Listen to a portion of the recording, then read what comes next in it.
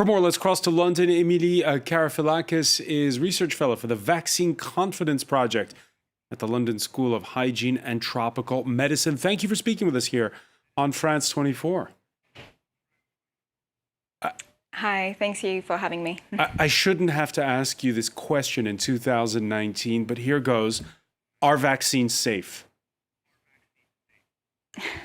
I think, like anything in life, nothing is 100% safe and without risk. There are risks with anything we do. I came here to the studio, I had to cross the road. That was a risk. Vaccines have very, small risks, but we have to acknowledge them. They can come with fever, they can come with certain reactions on the site where the injection was done. But overall, they are safe. And most importantly, they save a lot of lives. About 2 to 3 million lives are saved every year thanks to vaccination. So at one end of the spectrum, you have countries where skepticism is growing. At the other end of the spectrum in this survey, you have places like Rwanda and Bangladesh where there's a lot of faith in vaccines. How do you explain that? Well, confidence in vaccination is very context-specific, and it really varies, as we can see from the survey, from one country to the next.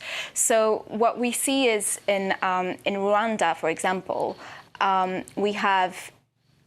there's a really strong healthcare system that put in place a really strong strategy that not only communicated about vaccine, but that really had an engagement strategy that took, the people from the country and worked with them on trying to find the best way to communicate about vaccination. And that was really key, and that's part of the reason why their program was so successful.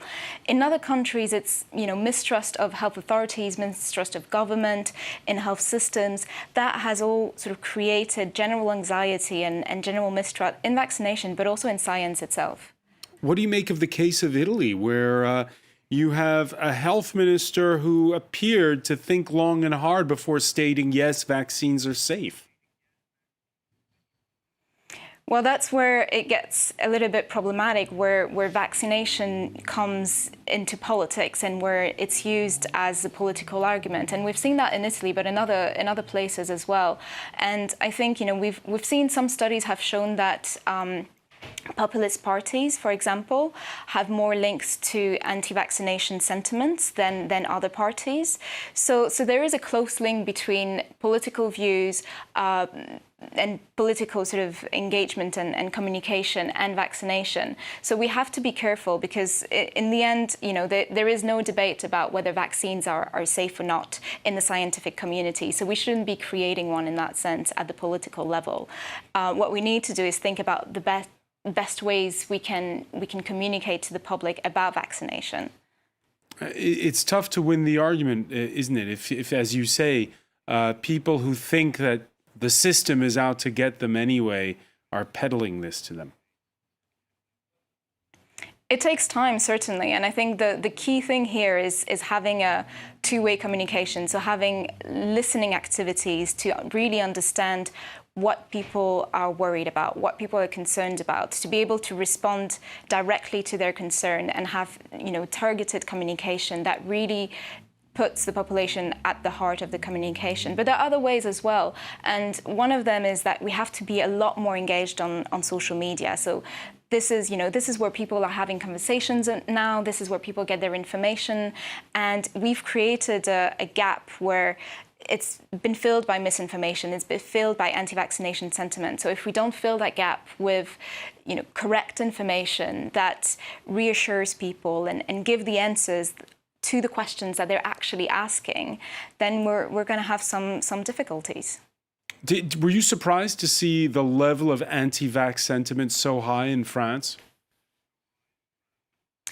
Not entirely, because it's not new. So the research group I work with, the Vaccine Confidence Project, we've done these type of global surveys in the past. So we've done one in 2016, and France was at the top back then. So about 40% of the people at that time also had concerns about vaccine safety. So it's confirmed a little bit what we had already found, and there are a few things that can explain why people are so hesitant in France. I think it's very contextual. There are issues that have happened in the country where people have have had reason to mistrust health authorities, and that sort of has created an environment where anything that comes now from the government or from health authorities has to be questioned, and people just don't trust the information that comes to them directly. They need to get a second opinion. They need to go online and try to get their own perception on this whole situation. And very often we see as well some links with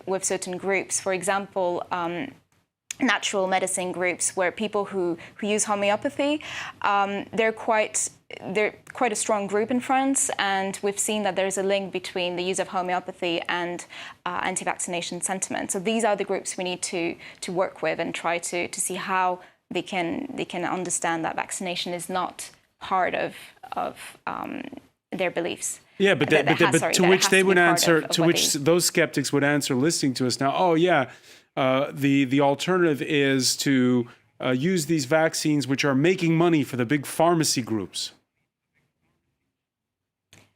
Well, I mean, I would personally, I would think about it that way. If I can prevent my children in the future to get sick, to get a disease, there is a market behind it. We have to acknowledge it. But one of the reasons why there is a market is to create the best available vaccine, to create competition.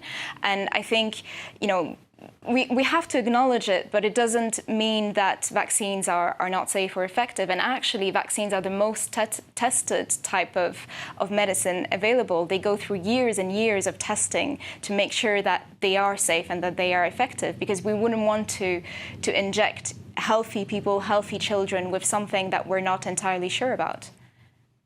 Emilie Karafillakis, many thanks for joining us from London. Emilie Karafillakis of the Vaccine Confidence Project.